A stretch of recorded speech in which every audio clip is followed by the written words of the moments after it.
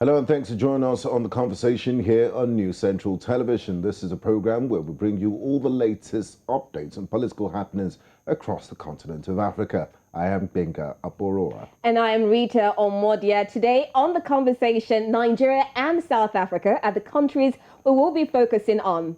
In South Africa, there are controversies over the South African national monumental flag, which costs a whopping $1.4 million just for a flag. And in Nigeria, the country's accountant general was arrested by anti-corruption investigators over fraud claims. It seems the person who's supposed to be in charge of the Federation's account has lost count and can no longer account for some funds.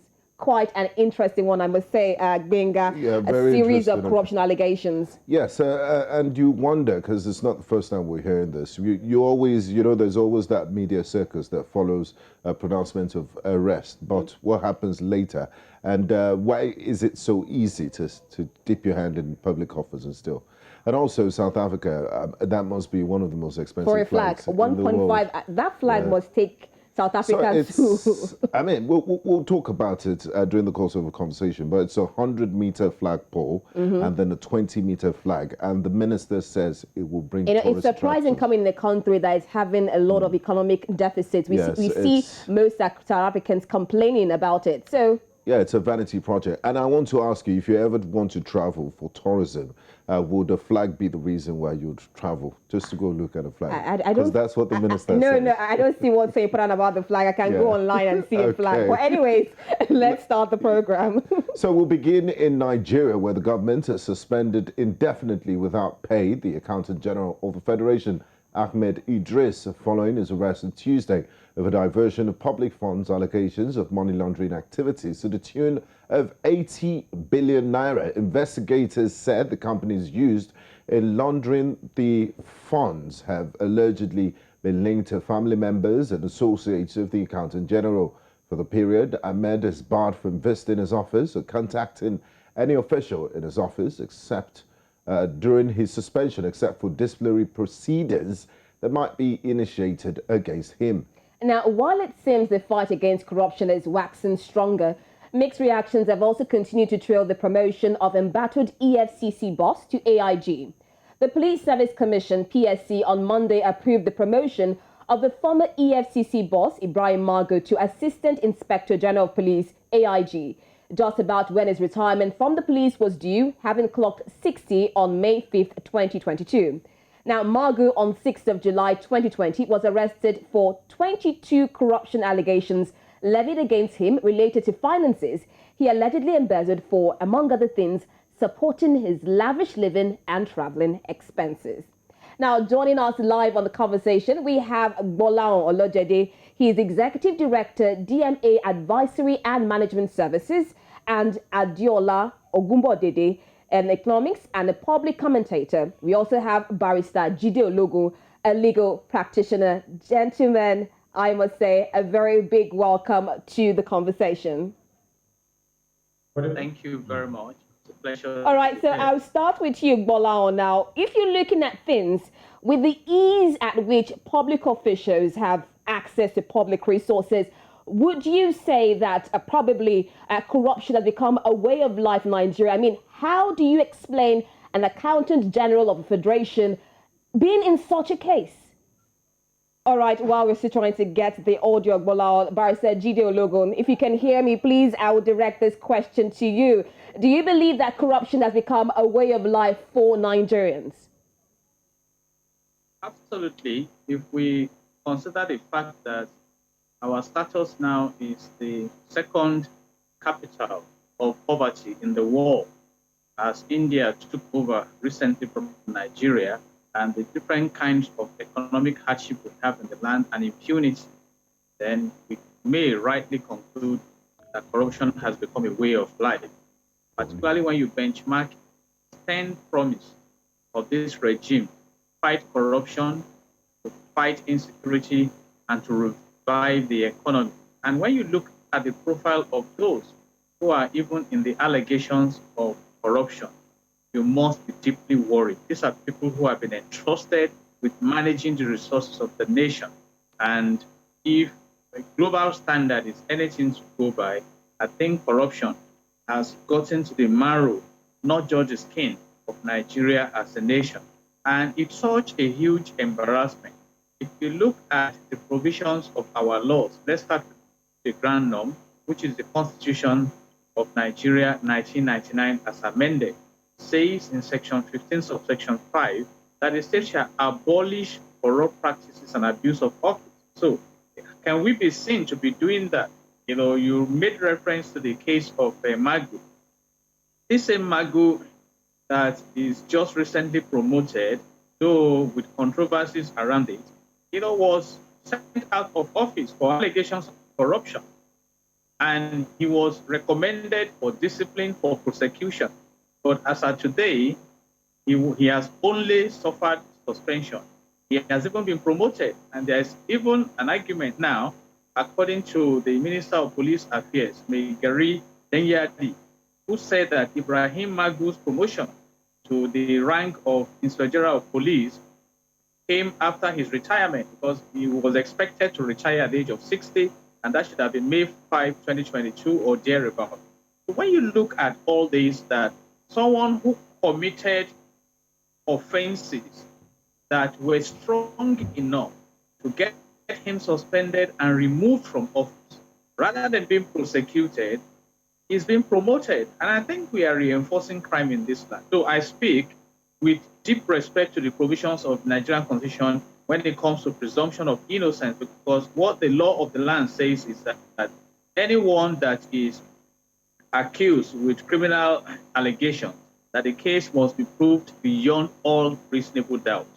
And there are three important pillars in the criminal justice value chain. There is need for thorough investigation, diligent prosecution, and a committed judiciary.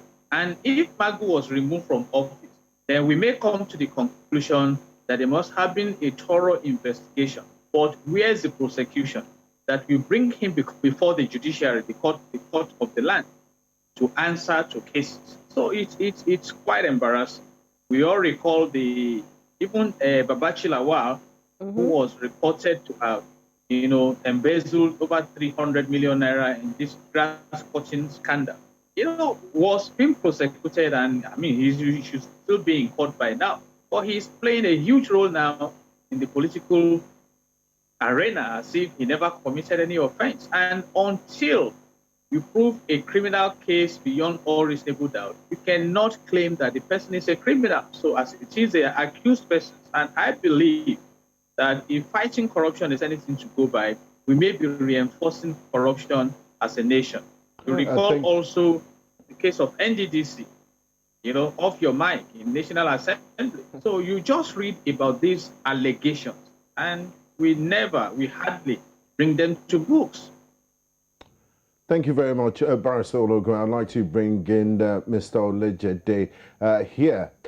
We've oftentimes seen this corruption allegations play out on the pages of newspapers, and we see huge figures bandied around. It's not the first time. It did start with this administration.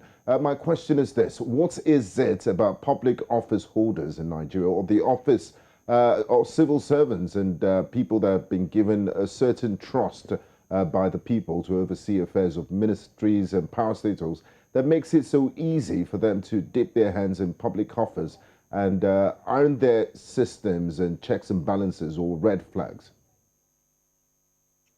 Okay, of course, there are some systems of checks and balances in place.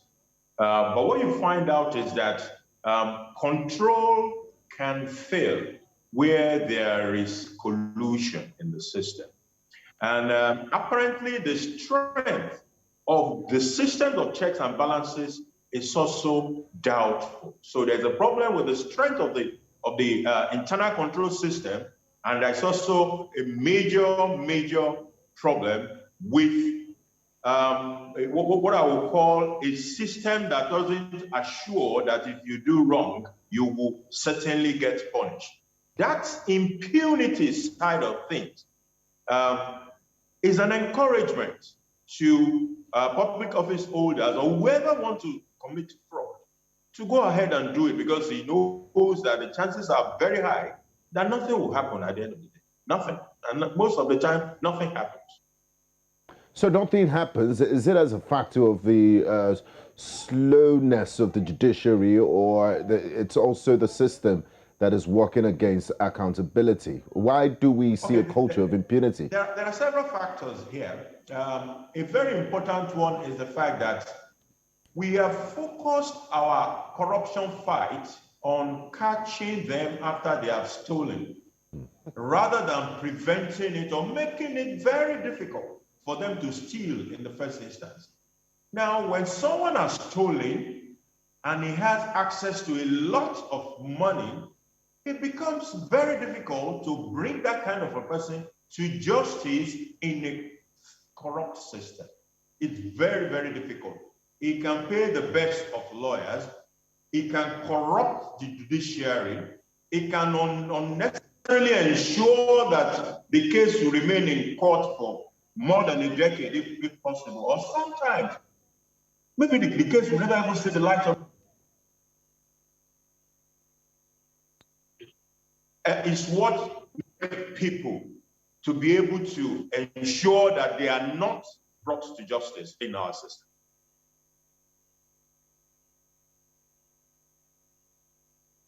Adiola, can you hear us?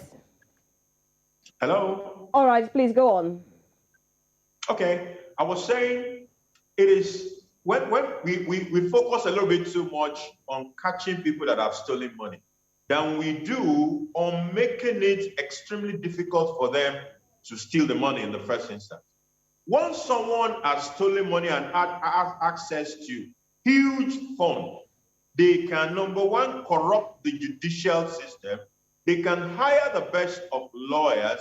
They can drag the case for years upon years, in the course of which some of the witnesses will have died, some of the evidences can have disappeared from wherever they are, and bringing them to justice becomes very difficult. All right, Mr. Olojede, please just hold on that thought while I bring in Gbolahan, rather Adiola, into the scene here, because we're looking at the issue of having proper, or rather avoiding these issues because of lack of investigation. So, Adiola, what exactly is your take on this? Because we know we have investigations, we have trial, we have arrests, but there are also the problems of prosecution. So where exactly is the problem in curbing corruption? In curbing corruption, the problem actually comes from the structure that we have in the economy. Our structure, in another forum where I've actually spoken, I've actually mentioned the issue of the porous situation of our finance or structure that we have in this country. The structure is not foolproof, and the structure was designed in such a way as to encourage corruption. And indeed, we could see the way it is. We could see from what had just happened with the Accountant General that it was not that he was moving cash. He was using proxies, contracts, to take cash away from government coffer. Basically, there have been measures, checks that should have been put in place to be able to nip this in the bud. But what do we have? We have a situation, a structure that doesn't work. And because the structure was not working, everyone that gets into that system finds a way to circumvent the system to be able to benefit himself or herself.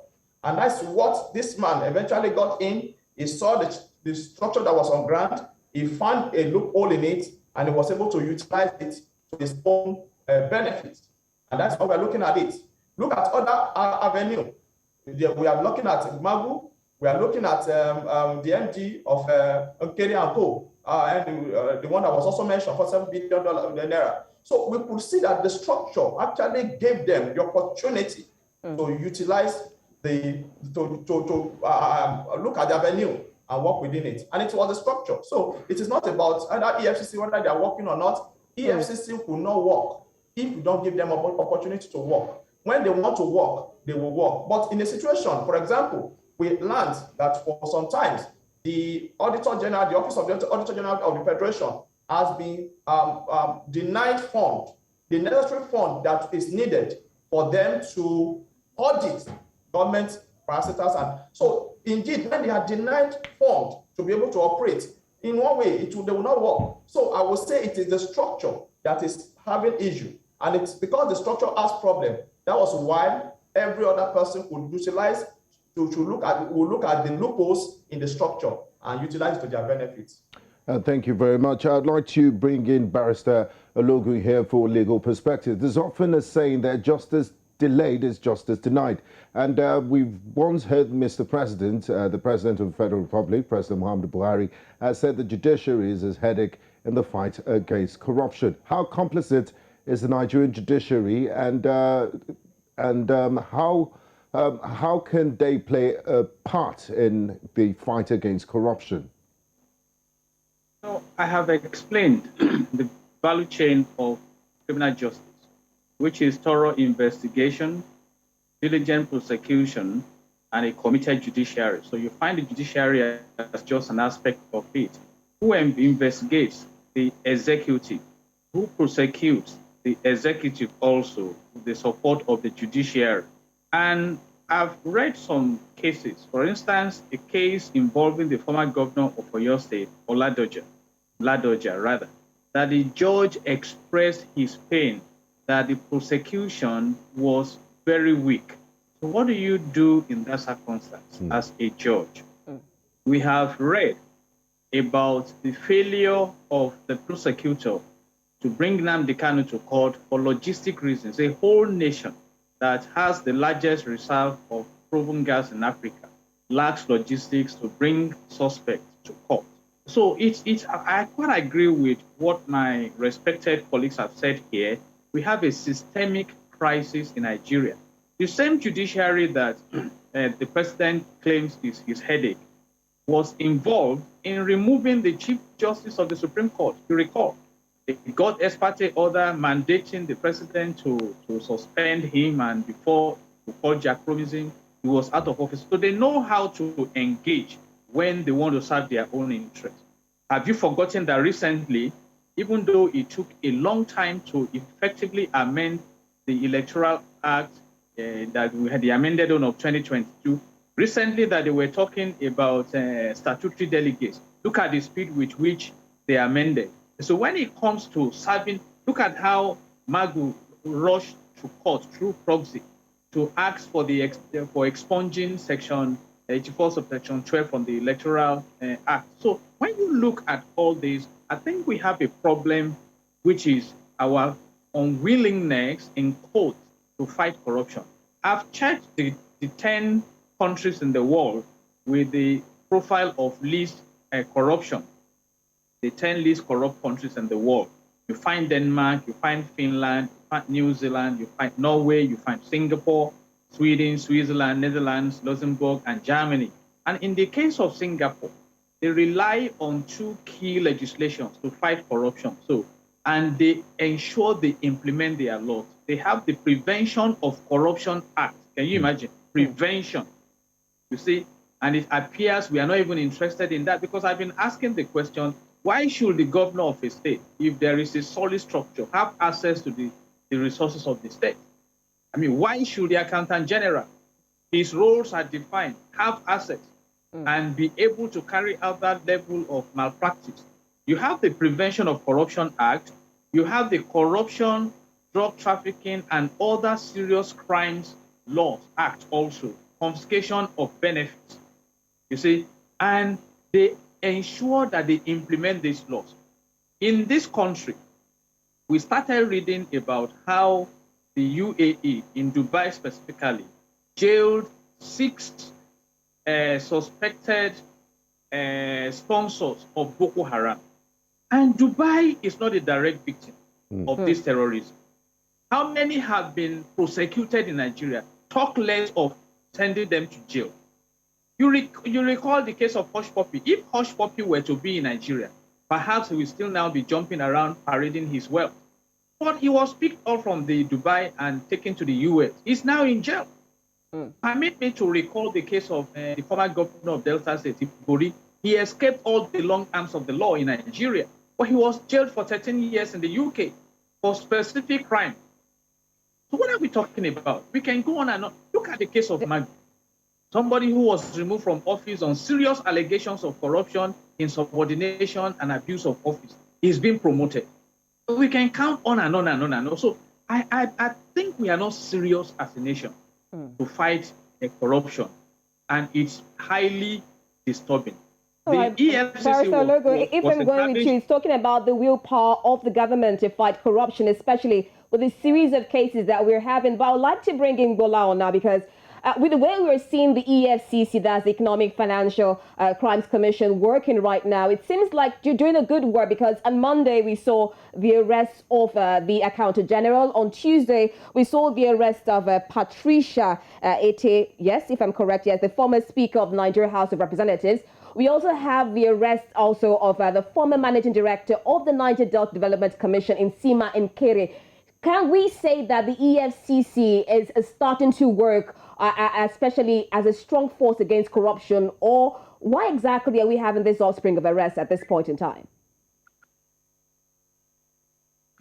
Okay, to be honest, when I first heard that the Accountant General was invited or arrested by EFCC, I'm going to be frank, the first thing that came to my mind was, is he contesting for a political position?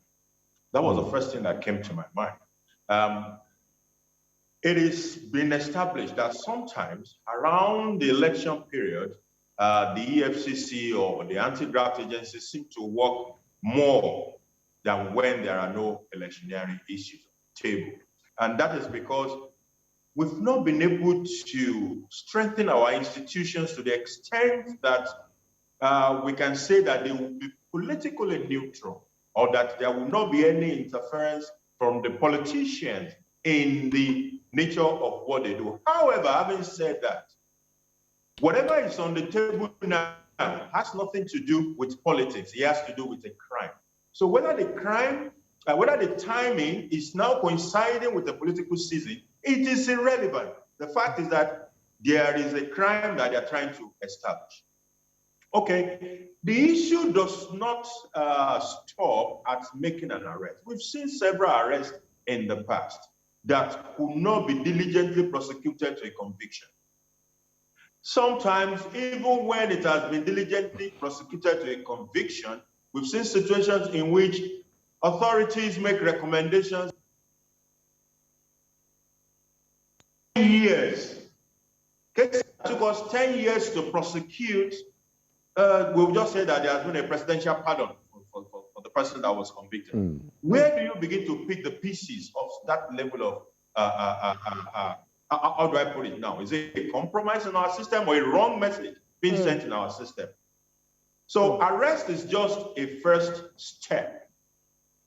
What will matter is if we're able to prosecute diligently, secure conviction, and ensure that the people that are convicted serve the time. You have done the crime, please serve the time.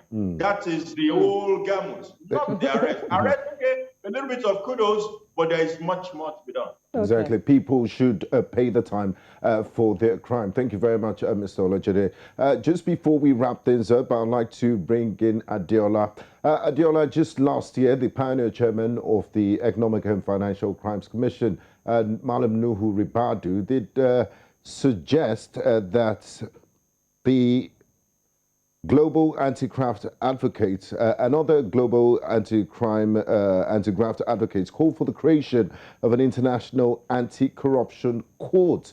We've seen proceeds of corruption in Africa being laundered and in the West, and also the West takes a lot of this illicit funds that use it to buy property there. How effective would this be if there's a collaborative effort between Nigeria and other sister agencies across the world in tackling corruption? Or we need to prepare our beds first before looking at partners? What's your take?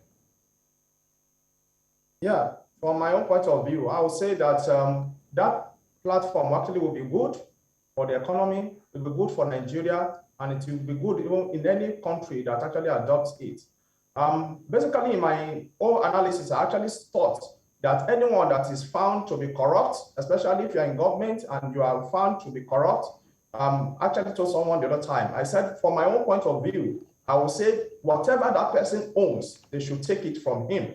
And any other thing that he owns, even prior to that period, should be taken. You know, it's apart from the punishment that will be implemented to him, that is being jailed, being sent to prison and everything, whatever he has owned before that period should be taken from him.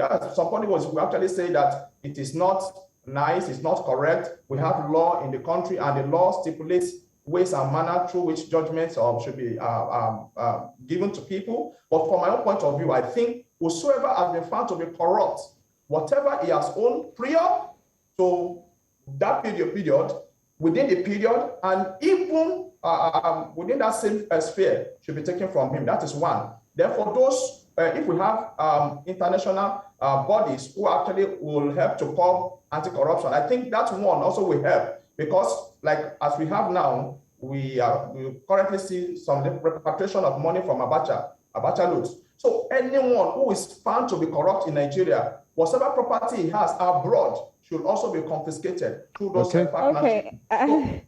Unfortunately, we're fast running out of time. But Adiola, I wonder, when you say collect the money from them, then who actually handles the money? Because as you mentioned, the Abacha loot, we've seen various loot that have been recovered from Abacha, but yet we're not seeing the impact on the society. But I do hope that we're able to continue this conversation subsequently on the program. Unfortunately, we'll have to stop here due to time. Thank you so much, Gbolahan Olojede, and of course, Adiola Ogunbodede and Barrister Jide Ologun for sharing more insight, especially on this topic. Thank you so much. Thank you. Thank you so much. Thank you for having us.